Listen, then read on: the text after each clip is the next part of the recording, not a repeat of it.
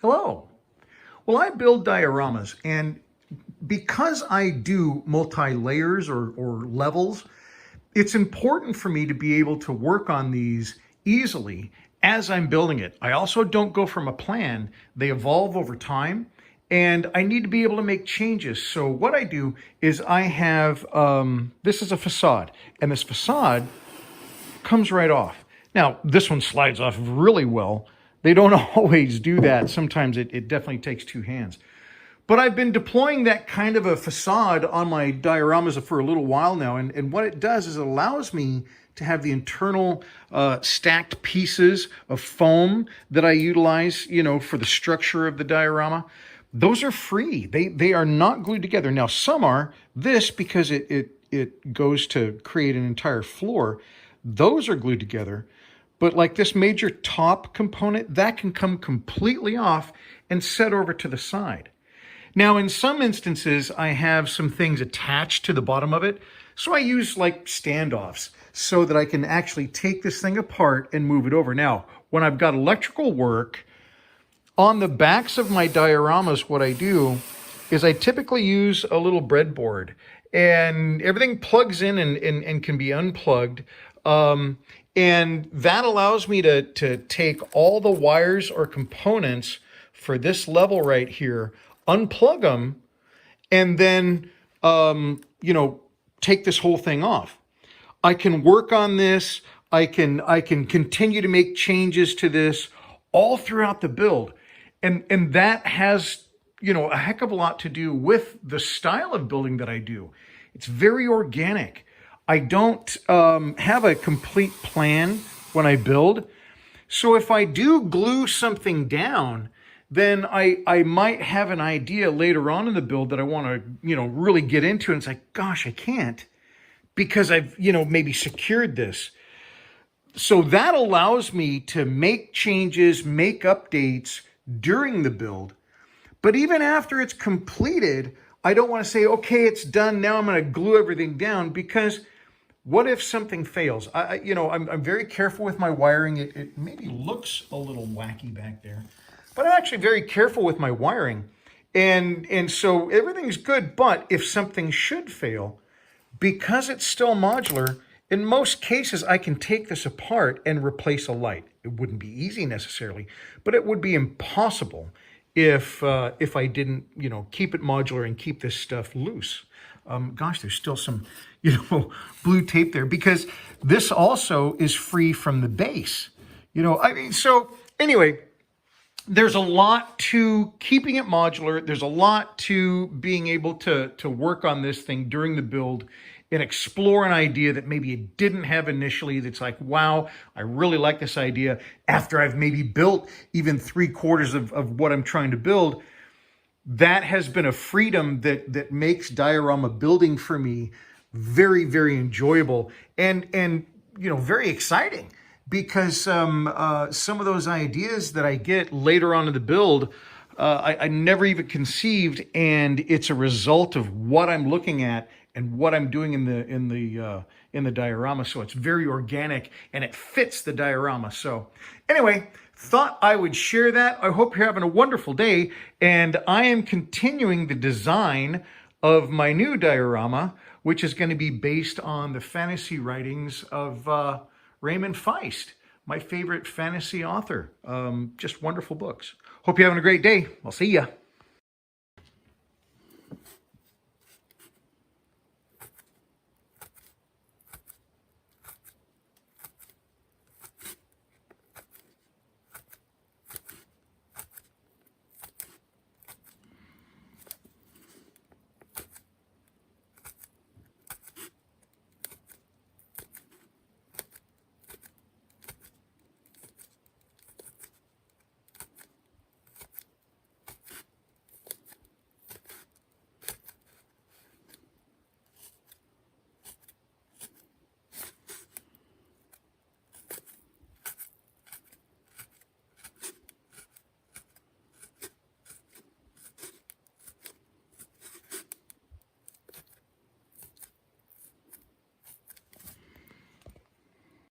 Okay, so let's see after sharpening. Yeah, it's going in much better. I just want a really sharp line around it and a little bit of a recess, because then the spackle, just the regular old wall spackle that I use, will get in that little recess, and it looks kind of cool.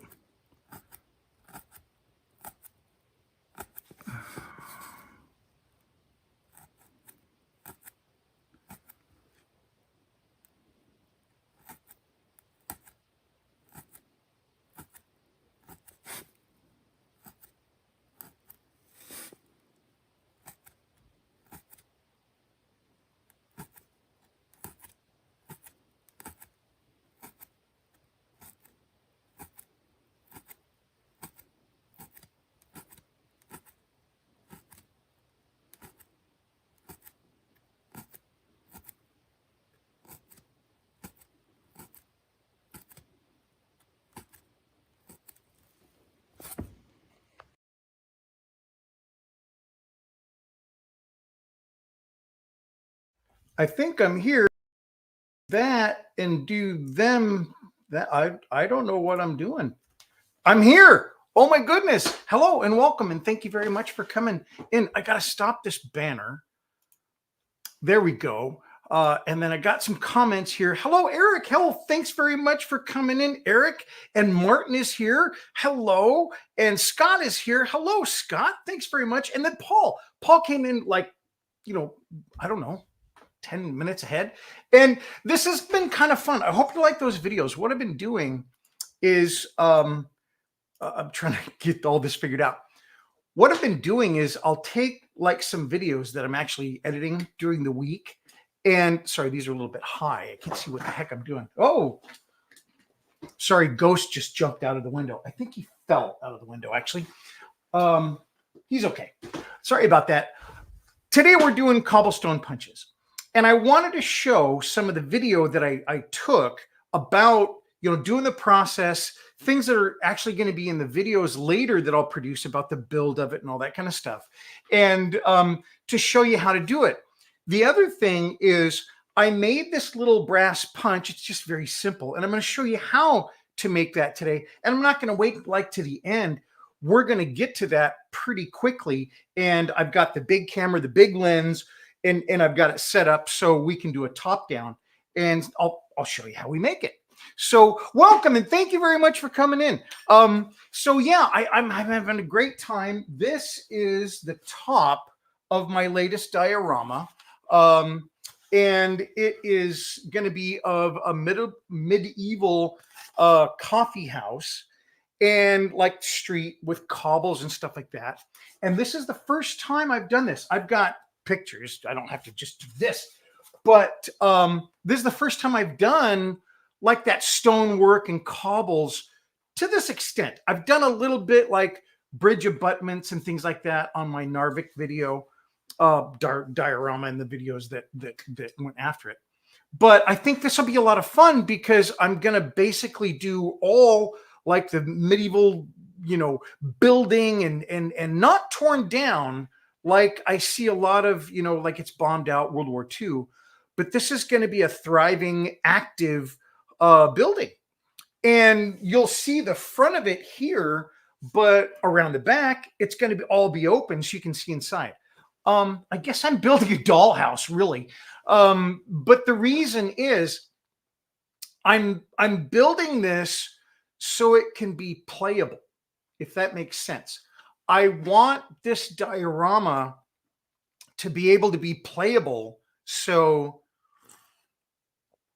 it has like a D&D or Warhammer or fantasy kind of a background. More probably D&D. I've only played D&D. I've not played Warhammer. But I had that comment from a few people on my last diorama. Said, wow, this would be super fun to be able to play in it. And I'm like, well, that's a really great idea. Why not build a diorama that you could play in? So that's what this is going to be ultimately. So I'm really excited about that. Now, I've had some more people come on. Excuse me. My throat. I think it's because I'm like stressing my throat or something when I'm talking, when I get on, because I'm so excited. And if I just calm down, I probably won't stress my throat, because this doesn't happen when I'm not online. Okay, so we're going to go to some comments. And of course, Eric is right on top of it. It looks cobbled together, and much more so than the that shows, Eric. There's some things that I do. Yes, you're here. Very cool. And John, hello. Thanks very much for coming on. Excuse me. I'm sorry. So we're going to go ahead and look at pictures so I don't make a fool of myself. First things first, I'm going to switch over to there.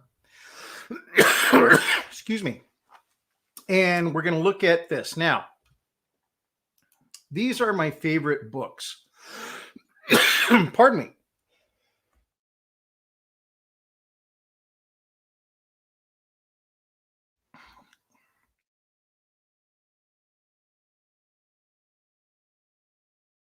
Okay, so let's see after sharpening. Yeah, it's gone in much better. I just want a really sharp line around. Sorry about that. I just had like a little coughing fit. I had to get through that. Hey, and American Genius is here. Which American Genius is going to be on the live stream today? This is Christian Figueroa Estrada. And I met him. He's a friend of mine. I met him earlier in the year. I actually met him last year. And then in a return this year, I featured some of his models, and we're going to see one of those that I featured previously. But we're also going to see stuff from the spring show that we had a couple of weeks ago, because he just cleaned up and his stuff is just wonderful. So Christian is here, and so we're going to be able to see him. Yes, Eric, it's up our street. That's really cool. So thank you very much for your patience. Let's take a look now, as I was trying to do. And I want to talk about these books, because these books are just, they're very special to me. I started reading Magician by Raymond E. Feist, and I think it's Feist, Feast, I don't know, in like 86 or 87. I had just gone to Germany, and I found one of his earlier books called Fairy Tale, and I loved how he wrote. And then I found this as a follow-up, and this has become my favorite, fantasy book. The neat thing about it is the way he writes. For me, you find that author that really connects with the way that you read a story and the way you like to ingest the story. Right there. Love it. As I've said, I think multiple times, I read it at least once a year. This is a compendium of 2 books, Magician, Apprentice, and Master. And then there's 2 more books in the series. There are 2 more books after that series that continue that tale. And then we get to the next series of books, which is the Serpent War Saga. This is the second of that series. Okay, so all of that explanation.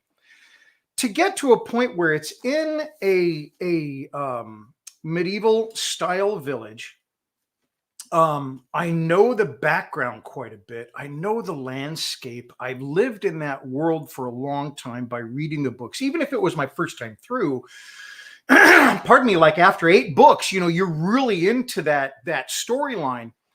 And so the excitement that I had in conceiving this diorama and being able to bring something to life that I'm so invested in, I really encourage you, if you're looking for a diorama, you don't have to do a World War II. You don't have to do World War I. You don't have to do a military thing.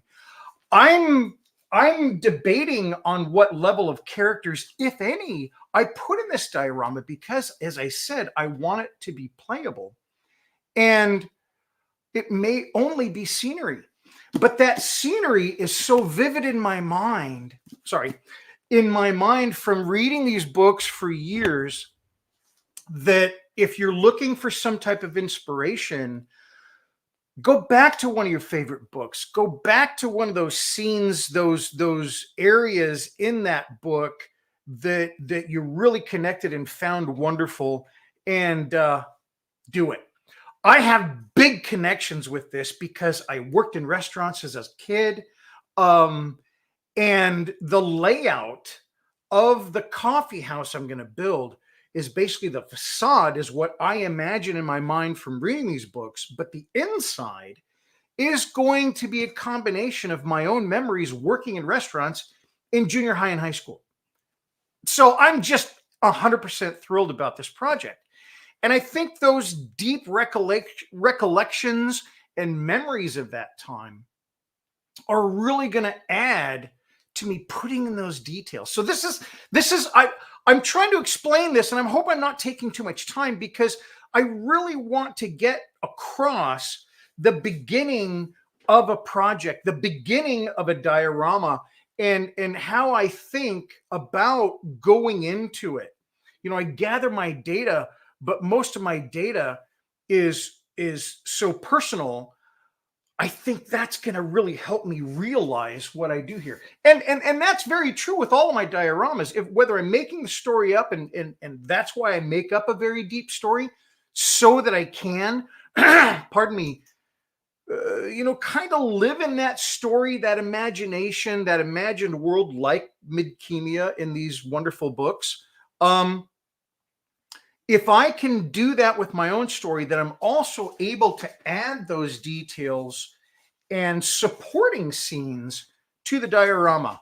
And so that's part of my process, and I wanted to get that across. Okay, so now let's look at those pictures, because there's a lot to talk about there too. I'm going to do that. And so there's the books we're basing it on. If you have any other questions about it, I would love to talk to you about it. Mr. Robeck is here, and John has started listening to him. That's the other thing that's great. These books are online.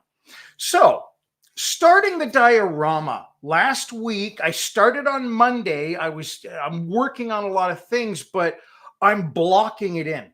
And by blocking it in, I'm literally looking at the overall size, the overall look of the diorama.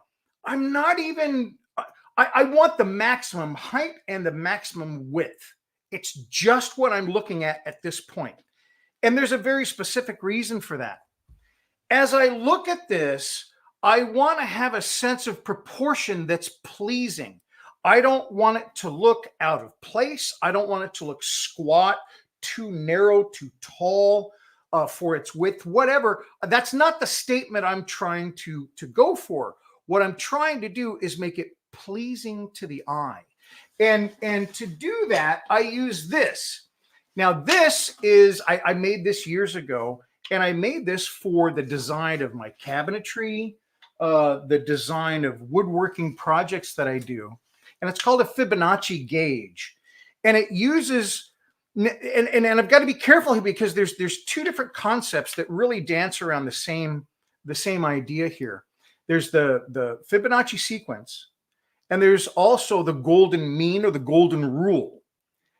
And what these are is they're a calculation that is found in nature, that is repeated throughout nature, that can be explained in mathematical terms. And that is the length and the width of a specific item or thing. And so that, very simply put, says, if you're looking at a door on the front of a house, or the pyramids in Egypt, or a window on your house, or even the spirals that are created inside of a sunflower, you know how sunflower seeds are on this big disc, those all follow that same Fibonacci sequence. It's a mathematical sequence, the nautilus shell. All of these things are similar, and they share things. Well, that same thing was used by early architects to build the Parthenon, to build Roman structures.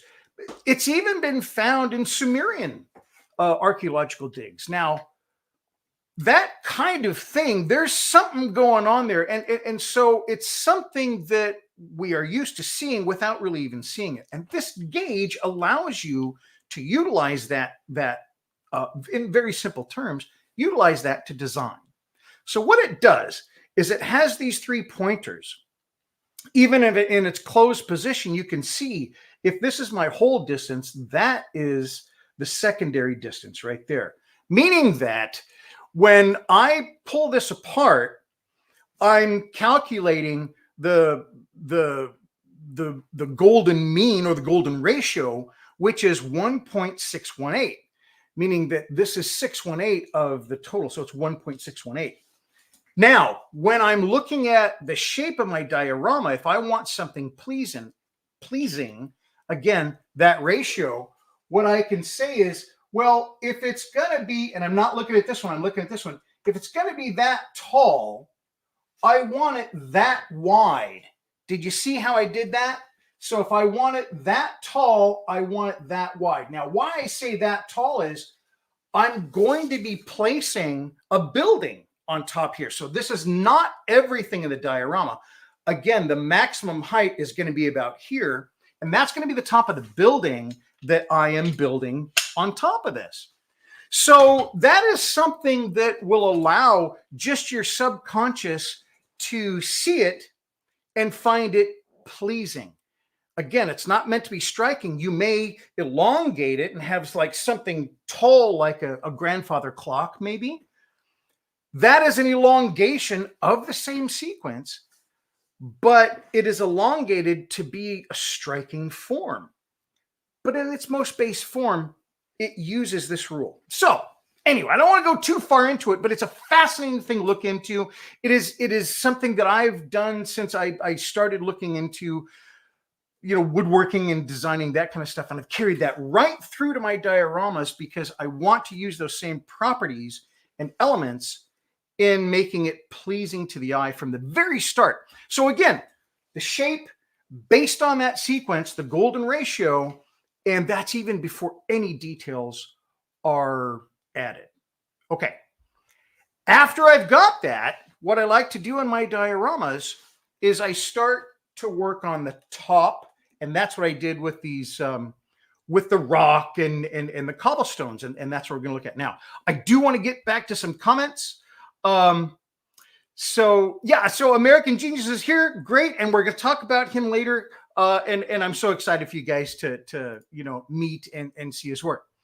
And then Scott says, please explain a playable diorama. I've never heard of that before. That's a really good point, Scott. So what I'm talking about is tabletop gaming.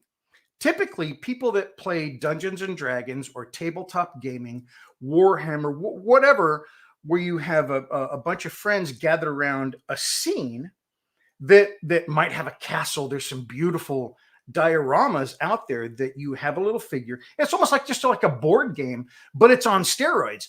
And you take your figures and you can go and you're reading cards and you're on a mission. You have a dungeon master that kind of builds a story around the scenery and you play in that world. So that's tabletop gaming. My concept is I'm building a diorama that you can play, and I'm not exactly sure I'm going to do this in one of two ways. I think maybe you can view everything like this, and then later on, you can take it apart, and that's part of why I made it octagon, is you can take it apart and lay them and join them together flat. So anyway, there's a lot going on here that I'm thinking about, but that would be to allow you to play a game on the diorama, not just look at it, but actually have an active role in playing in the scenery that's here. And so that's the concept. Do I get there? I don't know. We're just starting. My last diorama, of course, was 9 months. So we'll see. I don't think this one's going to be 9 months, but who knows? I think if it does take 9 months to build this, I hope it's worth it because I get a lot done in that 9 months. It's not that I'm lazy. you know. So hopefully that'll be fun. Jacob is here. Hello, Jacob. Thanks very much. This is really fun because these are a lot of folks. You are a lot of folks that I speak to on the, during the week and in texts and comments and stuff. So I really appreciate you coming on. Thanks very much, Jacob. John says, I like the hexagon shape. Thanks very much, Sean. And it's very specific so that you could like join them out, laid out on a table. Again, I don't know how that's all going to work, but the idea is that you could do that. You have these levels and each level has something going on. And then you can take it out and then set it on a table and play it. Or possibly, the original idea was to be able to play it as it's stacked like this. So we're going to see.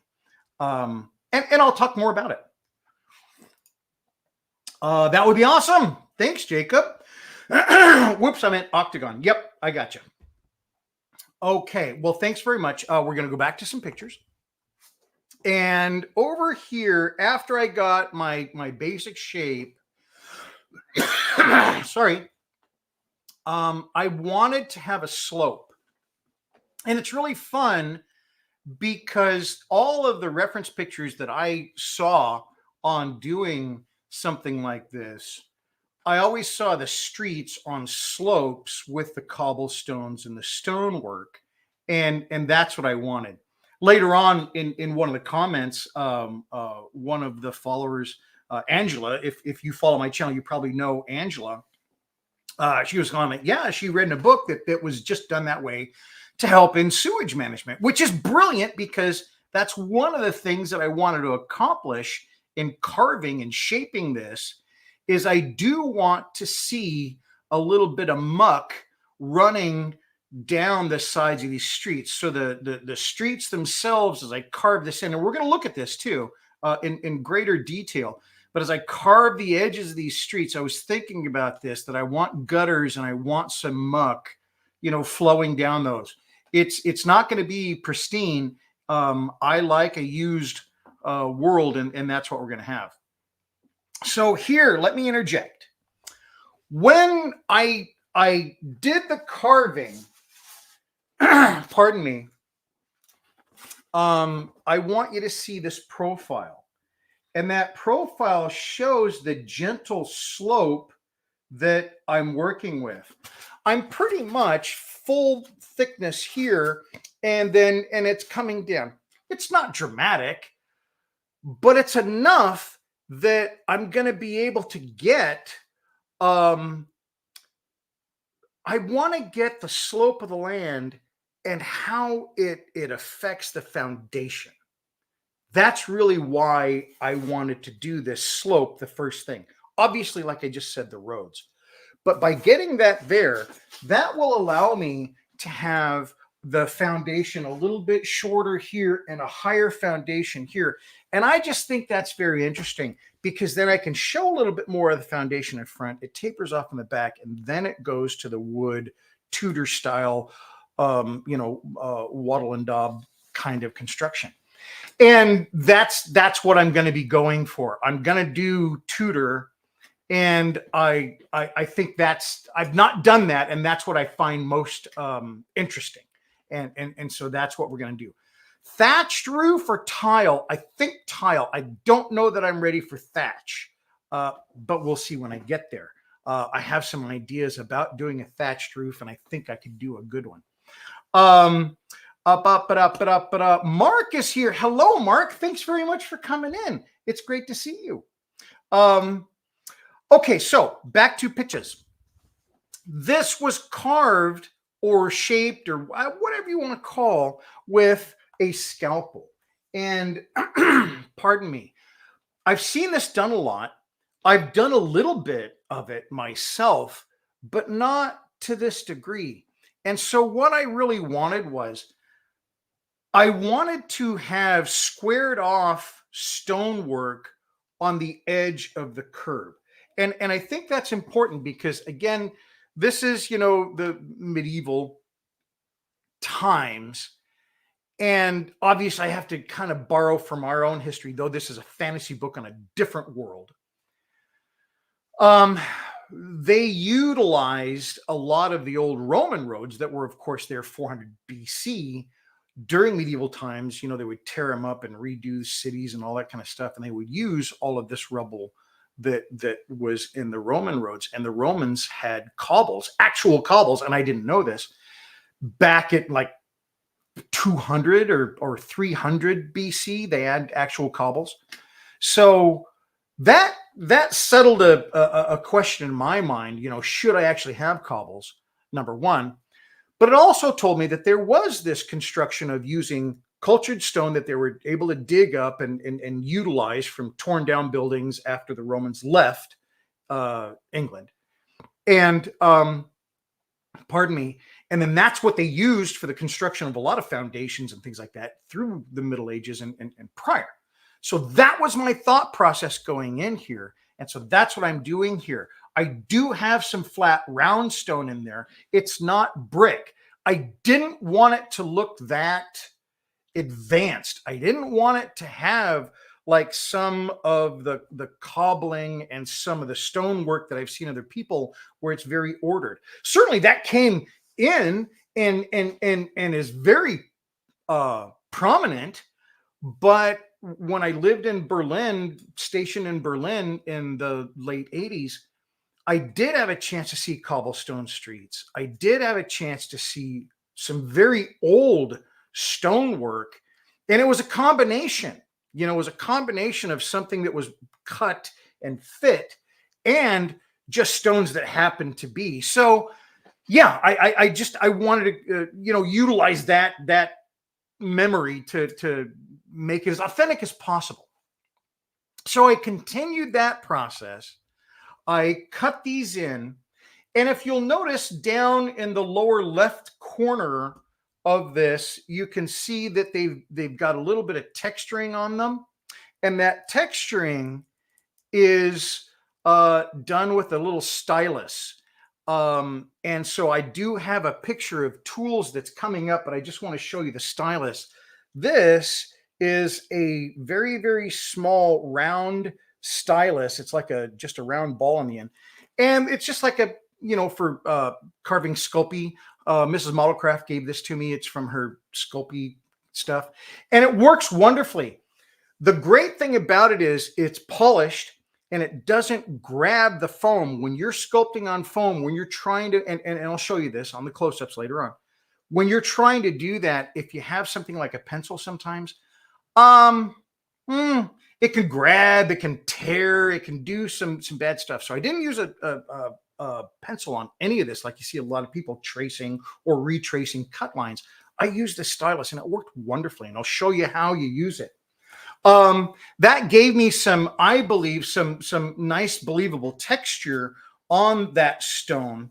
And then here was a flaw. You see that line, that big straight line coming in, and that was, part of the foam. And it's like, well, I could work, but I just worked it in like it was this stone vein that they included.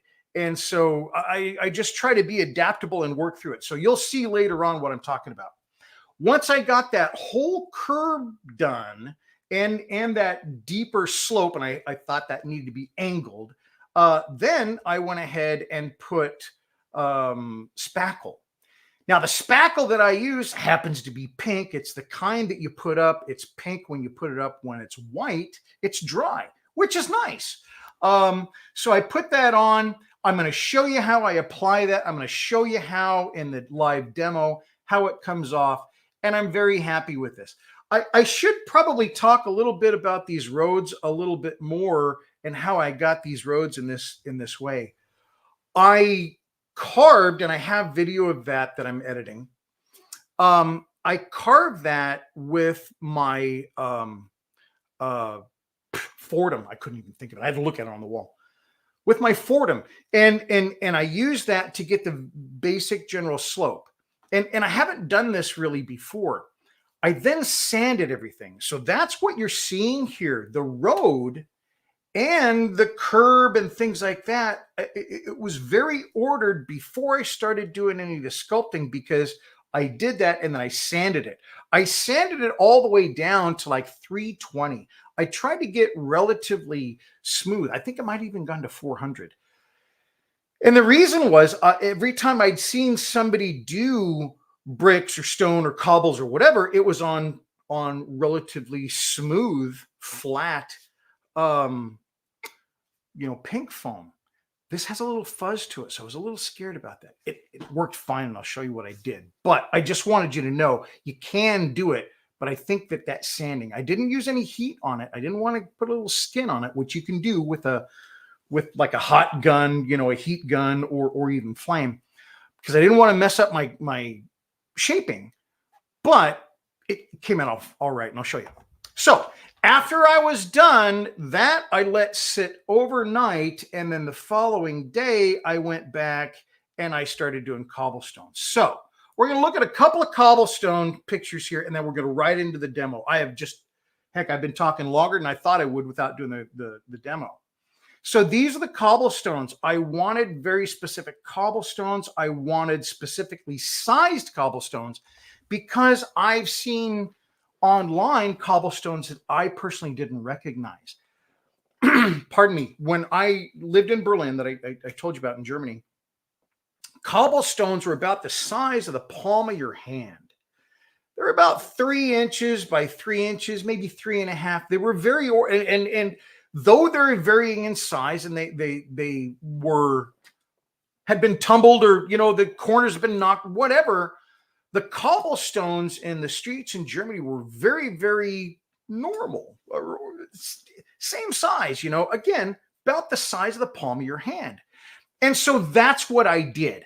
I just took my figures that I like to use for my scale model as I'm building. I typically have one pinned, the pin in his foot. I keep that on the model as I'm building, and that's always my reference as I go through.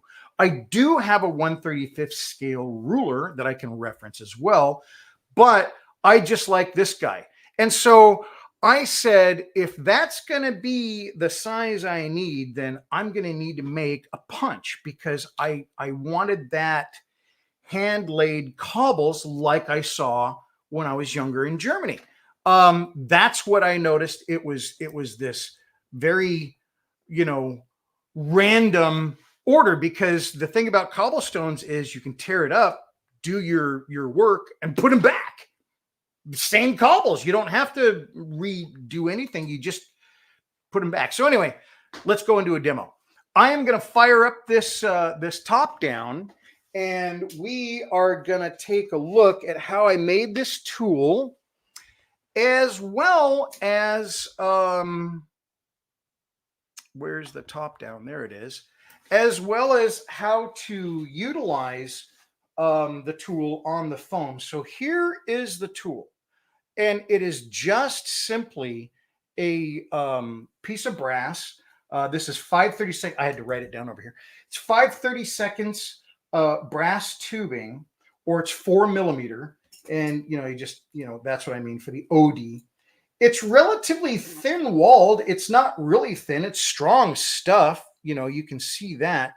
But what I need to do is I need to square that in. So the first thing I did was I just went over and I started to hammer. That doesn't work, because it just makes it oval, and then you go like this and it makes it, and it just stresses it. You don't want to over stress this. So what you need to do is you need to take a pair of pliers like this, and what these pliers are, they're long enough that they'll go inside that piece of tubing and hold on to it. The first thing I'll do, though, is I'm going to hold on to it while I keep it from spreading and try to flatten one side. So I'm just going to like that. And you see, it's already kind of, just by that, kind of, made it a little square. Then I grab it the other direction. Again, I'm putting pretty good side pressure. I'm squeezing pretty good on these pliers to keep it from bowing, because I want it to go in a square pattern. And there I've got myself a square pattern. I'm just going to go a little more here to get it more square. It's a little bit rectangular, which is okay. It should be varied. Okay, so there's there's my basic pattern. Okay. Now what I'm going to do is I'm going to sharpen the outsides, because I can't just have it like that. It will go in the foam, sure, but it'll tear and it won't cut. And we want this to cut. This, whoops, has been sharpened multiple times because it actually gets dull. So to sharpen this, this is a block of wood. I've got a piece of leather on the back of it. And this piece of leather helps it to kind of get a little bit of more of a rounded on that edge. So I'm just holding this by my hand. I'm going to find one of the flat sides, and this doesn't take too long. Don't think you got to get in there. This is 400 grit sandpaper. You can see there, 400 grit sandpaper. It's wet dry, so it's good stuff. It's good for metal. I put a flat side on there and just drawing it back, and it does not take long to get a little edge there. So like 5 strokes, I've already got an edge. So I'm going to continue doing that on each side until I've gone all the way around on each of those sides. And what I'm doing is I'm sharpening each of those sides in like this. You know, they're sharpening in like that. So I'm making it a punch. That's not where we stop though. Once I've got the outside sharpened, I need to make sure I'm trying to get centered here. I need to make sure I've got no burrs. Now this is a very small jeweler's file, and it's square, and it's perfect because I want to define the inside corners. So I'll just put it in there like that, and I just file, putting the flat against the flat, driving the corner of the file into the corner. I don't have to press hard. It's brass. That's the great thing about brass. Brass is soft enough that you can use your model building tools. I would not attempt to cut anything with my nippers. Absolutely not. But the rest of the tools, the rest of my files, they work wonderfully on brass because it is a very soft metal. Now, that's the other thing that I have to work against, is because it is so soft. Sorry, let's get it focused here. It is so soft that it gets dull, but that's the last step. So I've got that filed. I've got the outside, kind of sharp. But now this is 1500. You may not have to go to 1500, but that's what I did. And I can now take this, and now I'm polishing the outside. 1500. And that is going to make that cut into the foam without dragging it or pulling it. You don't want it to pull. If it's pulling, you're not getting those nice square, punches that you want. So there you go. Oh, sorry. Let's get it under the thing. There you go. That's it. Now you can refine it. You can, I have a, like a strop, a wheel over there that I can really polish this thing on. And that's what I did. But this works great. And so all I did from that point on, and you saw the videos, and I'm going to show you again here, is I just started punching. So here, it's a little bit dull. And as I've been punching, what I'm trying to do is I'm actually not trying to get in the clear. I'm trying to punch along the lines of the previous punches that I've done. And as I'm doing that punching with the tool, it's going to pull some of that down. You'll see, and maybe it doesn't capture it here very well, but sometimes I've got like a little piece left over from doing like 3 or 4 in a row, and it'll actually pull it down into these openings between where the punches are being done now. Here's where you can tell it's not, see, it's not really cutting, it's just pushing down. And that's part of the problem. After a while, it does get dull. So now here's the next video. And a little bit of a recess, because then the spackle. Okay, so let's see after sharpening. So this is after sharpening. Yeah, it's going in much better. I just want to really... Okay, so I'm going to stop that because that was what I wanted to show you.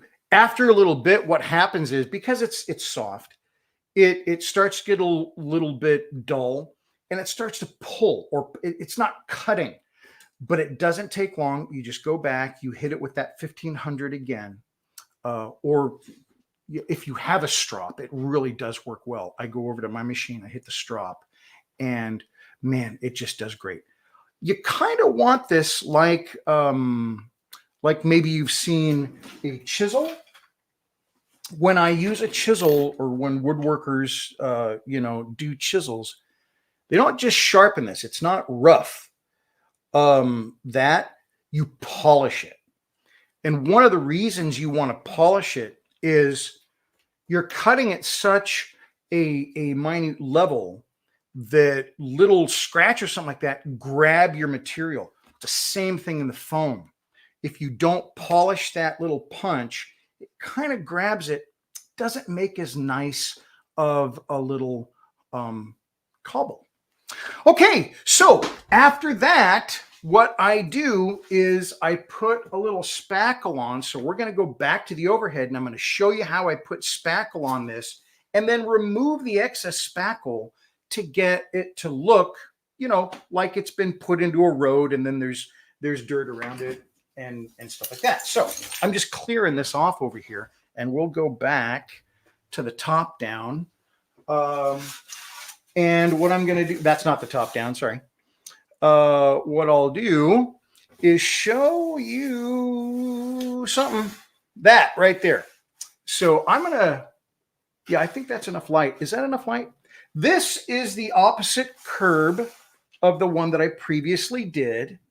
So this is the other side. And so I'm going to do just this section here because this is all done. This I'm still working on over here. But I wanted to show you a couple things. When I use the stylus right here, what I do is I'm going in like this on the top of these, and I'm just kind of trying to push down the edge. Once the edge is down, then I can just go over the top and flatten it. I don't necessarily want all of these at the same level. I kind of want some of them off so that it gives that variation. I mean, it's not perfect. They don't have steamrollers, putting this stuff in. So some of these are going to be higher. Some of them are going to be lower. So I push that in. Even gaps are not a problem, because when I do this fill in, see like that, there's one that got really deep. That's okay. It just looks like dirt. You have missing cobbles in a cobblestone road. So that's what I do with this. See how this side is kind of fluted or curved?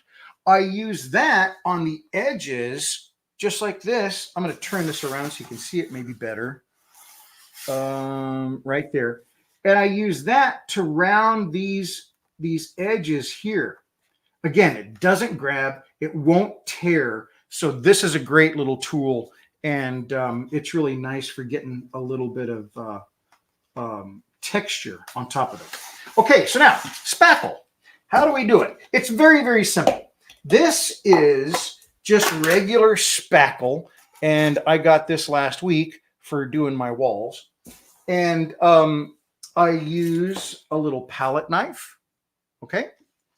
And then I put just a little bit. It doesn't take a heck of a lot. I just put some here, and I'm just spreading it on just like butter. That's all you got to do. And I do want to press it in. I'm not just spreading it over the top. I'm pressing down to try to get this to work into the cracks. And that's important because the second step is to wash it away. And if I don't have enough in the cracks, I could just leave a, gap. I just brush it all out. So I've got enough there. I also want to get on the edge here. So almost like you're frosting a cake and, get it in there and work it in. So now I don't really let it sit or anything. That's it. I mean, it's in. But I do want to wash it away. If I don't, I'll lose some of my definition. So what I've got here is just a little bit of paper towel. It's probably better to use a sponge, but I didn't have one, but I had a paper towel. So I wet this down and I'm literally just wiping over the top. I'm not pressing down like I did with the palette knife. I'm just wiping off the top. I don't want anything loose. And if there is a detail that you were trying to highlight, I kind of take a look at those, Once it's done, that's what's left, and that will dry.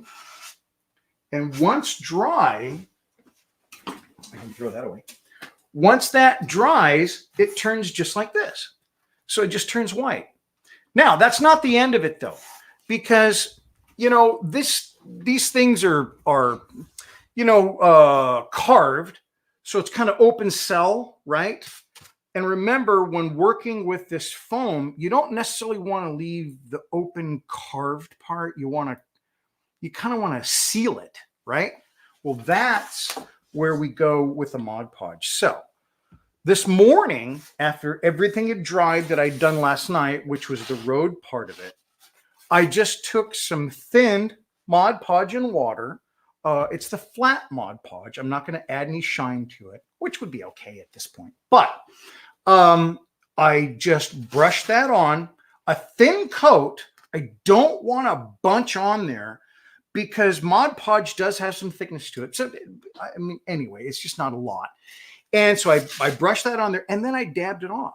I also didn't want to have a lot of moisture or a lot of something on this, possibly like warping it.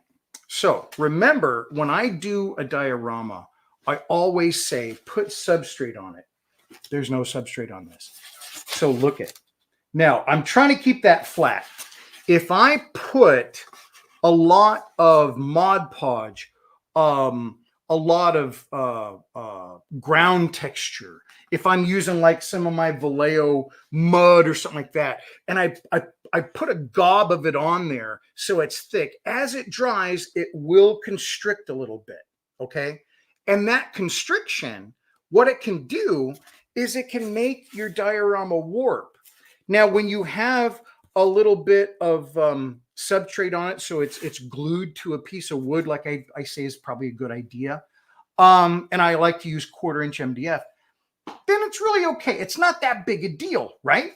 But when you don't have that on there, I don't want a lot of anything on top of here that could warp it. So that's why I kind of put it on. I got a good coating on it, and then I dabbed it away and then let it dry, and it's bone dry now, and it's perfect. So this is ready for paint.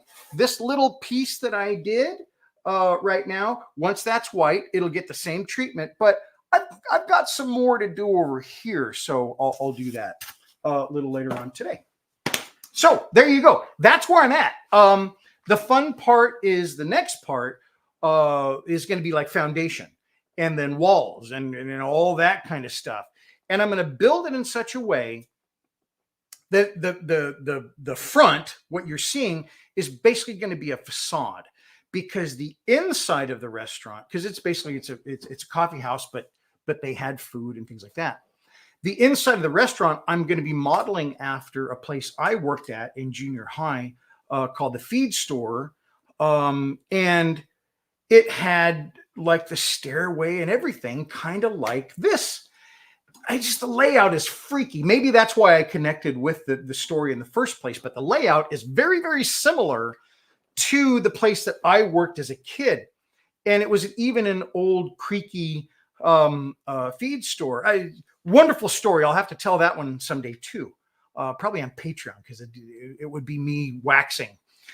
But that is giving me the inspiration to have that removable, at least the front of the building that I'll be building next. That is next. I think that's going to be a freestanding facade that comes up, glass, windows, blah, blah, blah. And then the inside, I think, will be removable, because there's going to be a lot of detail that I have to put in there, and it'll just be easier. So we'll talk about that next time. But we're not done. We got a lot of stuff to look at, including some viewer contributions. So let's go back to that real briefly, please. That's what I wanted to do. And then we're going to do this. And that was the live demo. These are some more pictures. That's just, of the cobble. Once I put the pink spackle on it last night. And then that was this morning. Everything was dry, and I'm super pleased with it. Okay. Where am I going? There is the tool. And I thought there's a nice look at cobbles, that how they look real close up. Again, I'm thrilled with them. And they're about the size of the palm of the hand of the 135th guy. So viewer comments. I had some really fun comments this week. Angela, if you haven't seen Angela on here, she's great. Hey, Link is here. Hello, Link. Excuse me. I got some comments I need to hit over here. I've got these comments, but I also have actual comments live. John says, hate it when the foam tears, breaks, and pills. Yeah, it's just such a, because then it has this little tear and it repeats. It's like, it like skips. How many cobblestones can you make before you need to sharpen again? I'm not sure, but it was about like 10 minutes. I would say when I was looking at this, I probably got about this far from starting here, John, about half of this road, maybe. And it's funny because when you look at the tool itself, the little edges of the tool are literally curled over. So it's pretty brutal. Would it be better using steel tube? Almost 100%. I just didn't have any. So yeah, if I do find some, I had some aluminum, but I didn't think that was going to be any better. I think brass is, comparable to that, depending on the type of aluminum. But aluminum would work. But I think steel tube is what I would want to get. Even some stainless, gosh, then you'd be set. Because then you could get a thinner wall of the tubing as well. And I think that would be helpful. Okay. Link says, awesome video. Thanks very much, Link. I appreciate it. And hello. Thanks for coming in. And Link and I have talked or texted back and forth, because Link had worked in restaurant industry, and I had the opportunity when I was in junior high and high school to work in multiple restaurants. And there's just something about working in a restaurant. I absolutely love it. It's one of the things. There's a community. It's just a very fun thing. So again, that's what I'm pulling on in building this diorama. The cobbles look fantastic. Thank you very much, John. I really appreciate that. I really think they came out good. I'm super happy with it. And it's that varied pattern that I wanted to do. And I thought, the only way I'm going to really actually be able to do it is by using a punch. And so that was the impetus for that idea. Mark says, hey, Bill, I know you use pink foam, pink poly because you want to add tunnels. What about other materials? If it's not going to get coated, I've got a big supply of hexagon cardboard sheets. Yeah. I don't know what that would do. I think, so here's my thought. And I don't know. I know that some other folks use different, those underfloor layment stuff. And that's what CW Modeling does. And brilliant. He's an architect as well as diorama maker. So his buildings are phenomenal. He uses like this black, it's much thinner, and it goes under floors. And it's not quite like this. I think there's a little bit of a difference. but I would try it because that gets the big thing about these cobbles that I like is when they cut, they have this little bit of a curve. And cobbles aren't flat and sharp. Cobbles are tumbled. You know, they've been driven over by cars, they've been carts, whatever. They're rounded, and that's what I think you're able to get by punching, because it pulls that down. If you do a different material, let's say you did a clay and you want to do it in a clay that would dry, you might have some problems of the clay pulling up and getting sharp edges. I don't know. I think it's definitely worth it, Mark, to take a look at it and give it a shot. And you know, I hope to go to the IPMS if you're going to be there tomorrow. I'll bring the tool. And if you got some of that material, bring it and we'll give it a shot. You know, we can try it. That'd be kind of cool. Okay, so what are we doing? We are looking at some comments from some people that watch the channel. So Angela says, in the Pillars of the Earth series, I learned that a lot of those old town and villages were built on slopes to help with drainage. The good, well-planned ones anyway. The sidewalk looks good so far. I'm glad you're having fun. Yeah, man, thank you very much, Angela. And that was really cool because I wasn't 100% sure. I'm like, you know, was it because the first medieval kind of towns and stuff grew up around waterways, typically around bays, around, you know, naturally sloping land. Like, it was just a natural result. But it does make a lot of sense that they would be constructed with that in mind because of the relief of sewage. You have to get rid of it, and they didn't have underground sewage. So yeah, those gutters. And I do want to put some of that muck, pardon me, in the diorama. And then Pebbles the Cat. Pebbles the Cat is a new subscriber, but had a real fun time. And I really want to go, go down the little rabbit hole here and look at the books. So I've only just found your channel, but after seeing a video, I immediately subscribed. And then later on, the same post says, any chance of doing a video on the books you have in there? So this was looking at in the shop or in the office. And I know a lot of folks were asking about, you know, how that cleanup and stuff went. So I got a picture of my books, and I want to talk about my books. Mark, pardon me, use as a riser. Oh, as a riser? Sure. Why not? I'm drying out again. Sorry about that, folks. I recently saw, who was it? I want to say it was Boyle Hobby Time. Did a really nice one with some AK. Sorry, not AK, Woodland Scenics, where they had this way to do like a riser system, Mark, where it was like folded sheets up on end, and then you cut them to size, and then you put this cloth over it. Oh, it just looked great. I think it's pretty much how architects do it, but that would be kind of a way to do as a riser. You know, they'd be kind of cool. Have a good one, Mark. Thanks very much for stopping in. Okay, so we're going to go back to this. Yeah, that foil system was interesting. Wasn't that cool, John? I thought it was very, very cool. So what I want to do is come down here and look at my books. So when I say I like Raymond Feist, this is what I am talking about. So these aren't all of Raymond Feist's books. The later ones, like the ones he's written in the past probably 10 years, I kind of weren't mine. So I didn't maybe keep up on those, but I really do like all of his writing. And this is the shelf after it's been cleaned, and I put stuff back in here, and I just thought it was kind of fun. The other books that I have, and these are favorite books. These are why they're in here. I have a lot more books stowed, you know, like everybody, but these are favorite books. Now, the top shelf is history. I'm a real big fan of history, and so and reference. Certainly, there are some written as novels and things like that.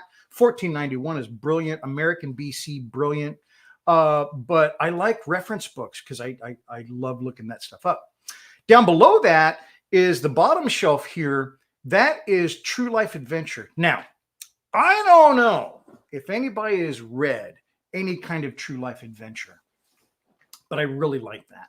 And what it is it's true life accounts of people that have done just remarkable things. Some of my favorites are like missionaries. Now, there's a lot of talk of colonialism, and that's not what I'm talking about. I'm talking about explorers that are going into other lands and trying to humanely work with folks, and that always hasn't gone well. But there's some great books here like Mungo Park and stuff like that in the 17 and 1800s, going to North Africa, exploration of Antarctica. I've got the book on Bird there. One of my favorite books is about Alexander Selkirk or Robinson Crusoe. Robinson Crusoe by Daniel Defoe was written about the adventures of a real life person, which was Alexander Selkirk. And was a real person that this thing happened to, just like Robinson Crusoe, though there was no Friday, there was not another person. It was just him alone on an island, and amazing stuff off the coast of Costa Rica, I believe. And so those kind of stories are something where, people have gone through remarkable things to do something. The Search for Livingstone by Stanley, everybody thinks or hears about Stanley. I guess that was a big thing when I was a kid, Stanley Livingstone, all that kind of stuff. Well, Stanley was a reporter. He just was trying to get a good story. And he goes on this amazing journey to find this lost missionary looking for the headwaters of the Nile. Amazing kind of stories. A Long Walk in the Hindu Kush, another amazing story. So I personally like those, and these are real adventures. Now, what got me onto this whole thing was a book by Osa Johnson, and I'm going to skip ahead. These are the books by Osa Johnson and Martin Johnson. I think I've talked about it before, I Married Adventure. And then the book above that is Jack London's South Sea Tales. Pardon me. Again, true life adventure books. These are people that did remarkable things. If you haven't read I Married Adventure, it is a very popular book. I've seen a lot. There's actually a Facebook page and Instagram, people following that book. Now, it's a very striking cover. That's what got me to pick it up off the shelf one time in the 90s, I think it was. And it tells the story of two people that did some of the first movies, hand crank movies in the early 1900s in Borneo and Africa. And they were conservationists in a sense. They called them conservationists back then. If anybody remembers Jacques Cousteau, Jacques Cousteau was thought to be one of the greatest conservationists of his day.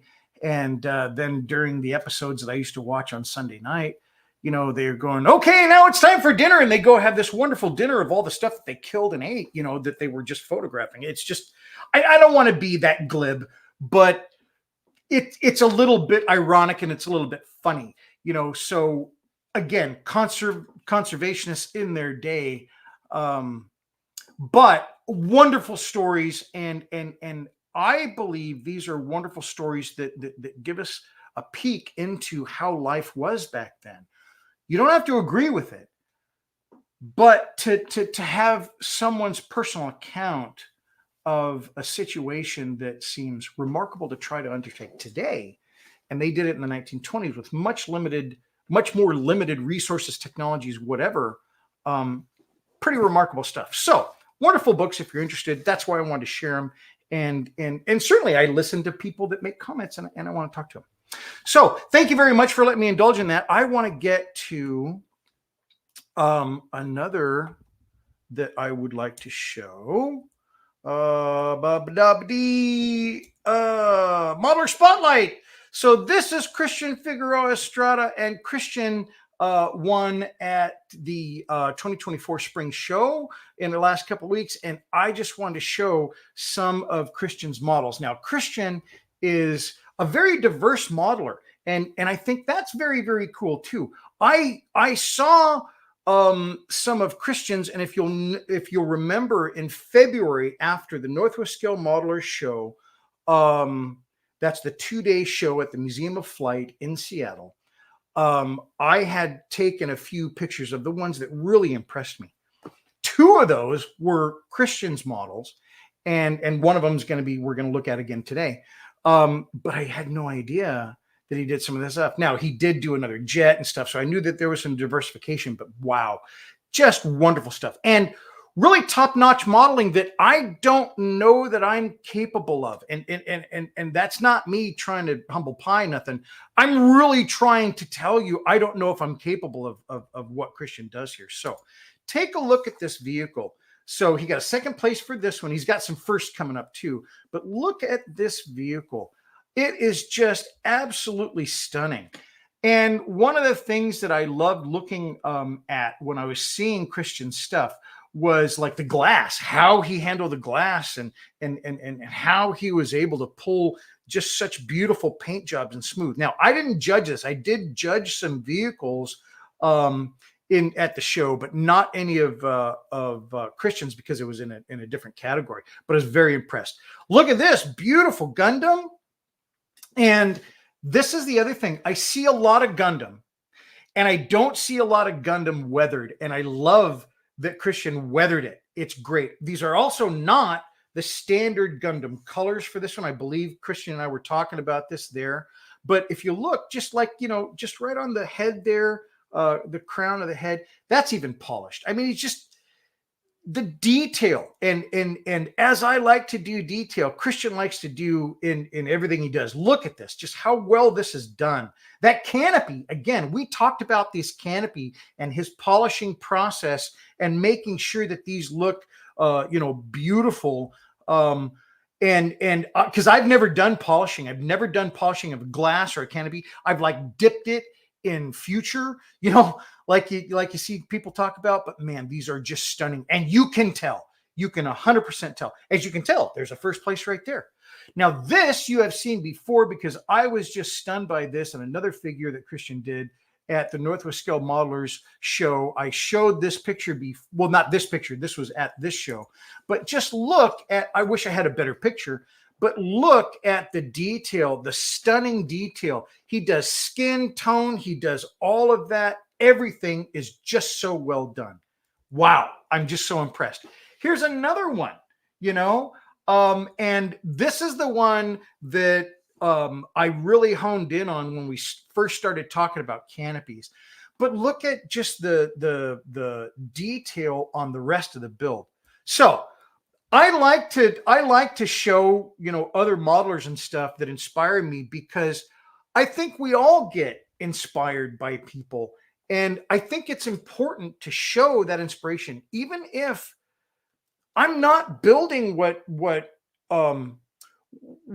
he's building. I'm not. Christian has this very highly technical and super. But if you look at my stuff, it's like really messy.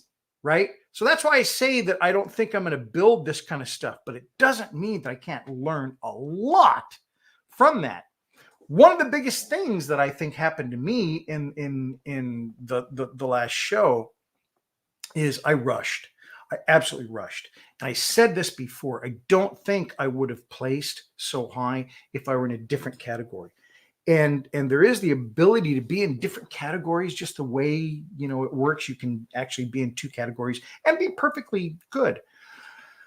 But if I were in another category, I don't even think I would have placed, because some of the finished stuff, I think I did fine where I was. That's not the point. I just think that there was a level of finish that